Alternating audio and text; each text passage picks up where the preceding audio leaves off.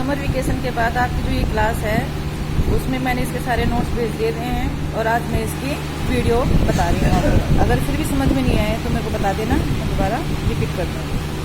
आपका टॉपिक है food planning यानी आहार आयोजन कैसे किया जाता है। आहार आयोजन परिवार के सदस्यों की आवश्यकता को ध्यान में रखते हुए विभिन्न खाद्य पदार्थों को उनके पौष्टिक गुणों के आधार पर आहार में सम्मिलित करना आहार आयोजन कहलाता है। अर्थात हम जो खाना खाते हैं उसके लिए जो प्री प्लान किया जाता है, सामान एकत्रित किया जाता है, बनाया जाता है, परोसा जाता है, संरक्षित किया जाता है। और परिवार में जो विभिन्न सदस्य होते हैं, छोटी उम्र के बच्चे होते हैं, बड़ी उम्र के वृद्ध भी होते हैं, बीमार भी होते हैं, धात्री महिला भी होती है, गर्भावस्था की भी स्थिति में होते हैं, उन सब की आवश्यकता अलग अलग होती है। इसलिए उन सभी बातों को ध्यान में रखते हुए जो पौष्टिक भोजन उन्हें समय पर उपलब्ध कराया जाता है आहार आयोजन में सम्मिलित किया जाता है। ठीक है, अगली हेडिंग है इसमें आहार आयोजन का महत्व यानी आहार आयोजन क्यों किया जाता है। परिवार के सदस्यों की पोषण संबंधी आवश्यकता को पूरा करने के लिए, क्योंकि जब आहार आयोजन कर लेते हैं तो इससे अंदाजा लग जाता है कि सदस्यों को कौन से भोजन की ज़्यादा आवश्यकता है। प्रत्येक सदस्य की रुचि के अनुरूप आहार मिलना, छोटे बच्चे अलग पसंद करते हैं, बड़े अलग पसंद करते हैं, तो उनकी रुचि के अनुसार भोजन उपलब्ध कराने के लिए आहार आयोजन जरूरी है। भोजन में विविधता लाना, एक दिन का जो मेनू बनाते हैं हमें पता होता है सुबह नाश्ते में क्या परोसना है, दोपहर के भोजन में क्या परोसना है, रात्रि के भोजन में क्या परोसना है, तो इससे भोजन में विविधता आ जाती है। कम कीमत पर पौष्टिक भोजन उपलब्ध कराना, परिवार के सदस्यों की जो पौष्टिक आवश्यकता है उसके लिए पौष्टिक गुणों को ध्यान में रखते हुए जो आहार बनाया जाता है, इसलिए कुछ विधियाँ ऐसी अपनाई जाती है जिससे कम कीमत पर भी पौष्टिक भोजन उपलब्ध कराया जा सकता है। गृहिणी की शक्ति, मेहनत व समय बचाना, मेनू के आधार पर जो खाना बनाया जाता है उसे जो गृहिणी को समय मिलता है उसमें से समय बचाया जाता है, उसकी मेहनत बचाई जाती है और समय बचाया जाता है। आहार आयोजन से बाजार का सामान एक साथ खरीदना, जब हम आहार आयोजन करते हैं तो एक साथ सामान एकत्रित करके लेके आते हैं, इससे बार बार बाजार के चक्कर लगाने नहीं पड़ते। गृहिणी को भोज्य पदार्थों के संग्रहण का ज्ञान होना, आहार आयोजन के आधार पर गृहिणी को पता होता है कि कौन से भोज्य पदार्थ की कितनी आवश्यकता होती है, वह उसी अनुरूप संग्रहण करती है। मौसम के अनुरूप खाद्य पदार्थों की जानकारी होना, जिस मौसम में जो मौसमी फल आते हैं, सब्जियां आती है या अन्य आइटम्स आते हैं तो उनका ज्ञान भी उसी के द्वारा होता है, क्योंकि अन्य मौसम में वही वस्तुएं महंगी होती है, यहाँ तक कि उपलब्ध भी नहीं होते, एकत्रित पहले ही किया जाता है। इसलिए बचे हुए भोजन को संरक्षित रखना, हम जो भोजन बनाते हैं जरूरी नहीं सारा भोजन उसी समय कंप्लीट हो जाए, इसलिए जो कुछ भोजन शेष बच जाता है अब उसको किस तरह से सेव रखना है ताकि अगले समय भी उसको काम में ले सके, इसका ज्ञान भी होता है। भोजन स्वादिष्ट, सुगंधित व आकर्षक बनाना, भोजन देखने में सुंदर होना चाहिए, सुगंधित होना चाहिए, स्वादिष्ट होना चाहिए ताकि परिवार के सदस्यों को संतुष्टि मिल सके। इस प्रकार आहार आयोजन में ये सभी महत्व दिखाई देते हैं।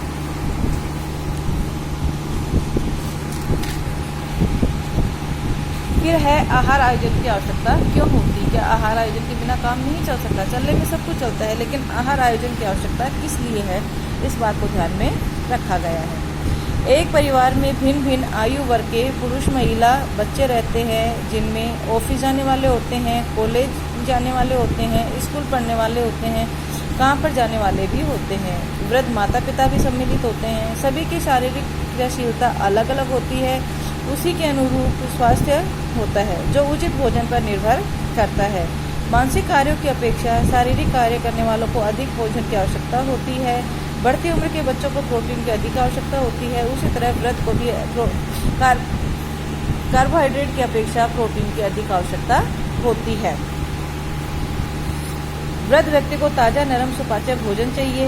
इन सब की पूर्ति हेतु परिवार के सदस्यों को ध्यान में रखते हुए यह आहार आयोजन सदस्यों की पसंद नापसंद, जलवायु के अनुसार, भोज्य पदार्थों की उपलब्धता के आधार पर, समय के आधार पर, शक्ति व धन की उपलब्धता के आधार पर, रुचि के अनुरूप आवश्यकता से प्रभावित होता है।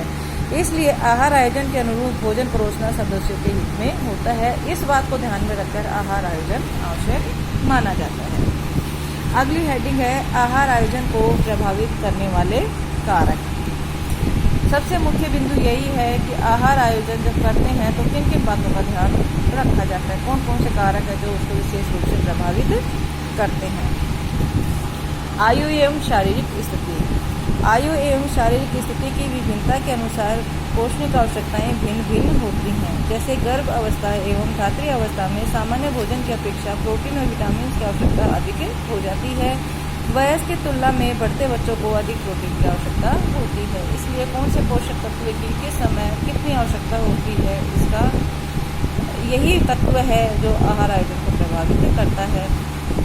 लिंग। पुरुष की शारीरिक भार एवं आकार स्त्रियों की अपेक्षा अधिक होता है। कार्यशीलता से चर्बी का जमाव कम होता है, अतः उन्हें ऊर्जादायक भोज्य पदार्थ अनाज, शक्कर, घी की आवश्यकता अधिक होती है। यानी कुल मिलाकर स्त्री की अपेक्षा पुरुष को अधिक भोजन की आवश्यकता होती है। कम क्रियाशील की अपेक्षा अधिक क्रियाशील पुरुष को अधिक भोजन की आवश्यकता होती है।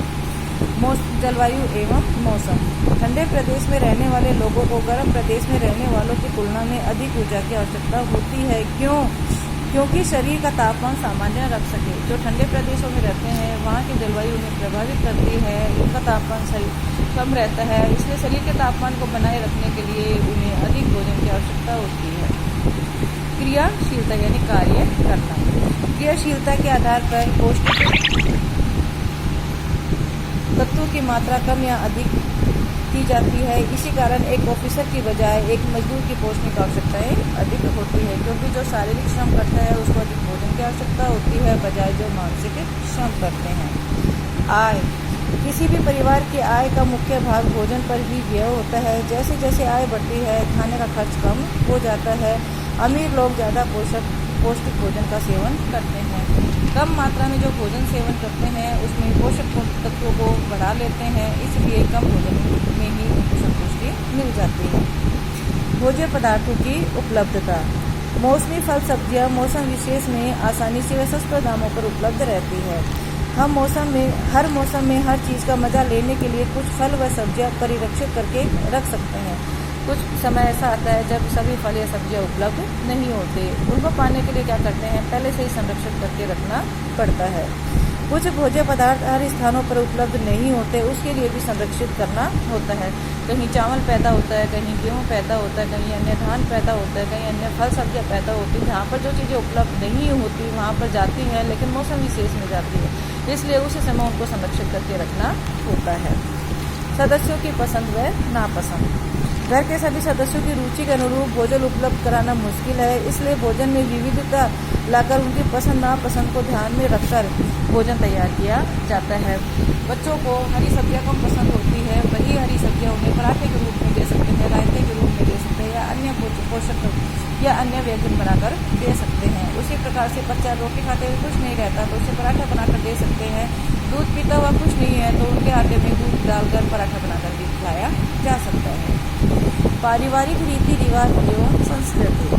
हर परिवार के अपने रीति रिवाज होते हैं एवं भिन्न परंपराएं होती हैं, जिनसे हटकर हम भोजन नहीं बना सकते। किसी परिवार में केवल 2 समय भोजन बनता है तो कहीं 3 समय नाश्ता, भोजन व अन्य सामग्री बनती है। अवसर विशेष पर विशेष भोजन बनता है। कुछ जगह मीठा भोजन पसंद किया जाता है तो कहीं नमकीन भोजन पसंद किया जाता है। जो वार त्यौहार होते हैं वहाँ पर निश्चित होता है कि कौन से त्यौहार पर कौन सा भोजन बनाना जरूरी होता है, उसी अनुरूप भोजन बनाया जाता है। वह परिवार की परंपरा या संस्कृति पर निर्भर करता है। महिला का कामकाजी होना। महिला के कामकाजी होने पर दोहरी भूमिका निभाती है, जिसमें उचित समय पर संतुलित भोजन तैयार नहीं कर सकती, इसलिए बाजार से तैयार सामग्री लाकर समय बचाती है। बिजली उपकरणों का प्रयोग कर कार्य आसान बनाती है। बाजार का कार्य हफ्ते भर एक साथ में कर लेती है एवं मिश्रित भोजन बनाकर अधिक पसंद करती है। इस प्रकार ये कारक आहार आयोजन को प्रभावित करने वाले होते हैं, जिनके आधार पर वह अपनी दोहरी जिम्मेदारी निभाते हुए परिवार को भी संतुष्ट कर सकती है। अगली हेडिंग है आहार आयोजन के सिद्धांत, जो मैं नेक्स्ट वीडियो में डाल रही हूँ।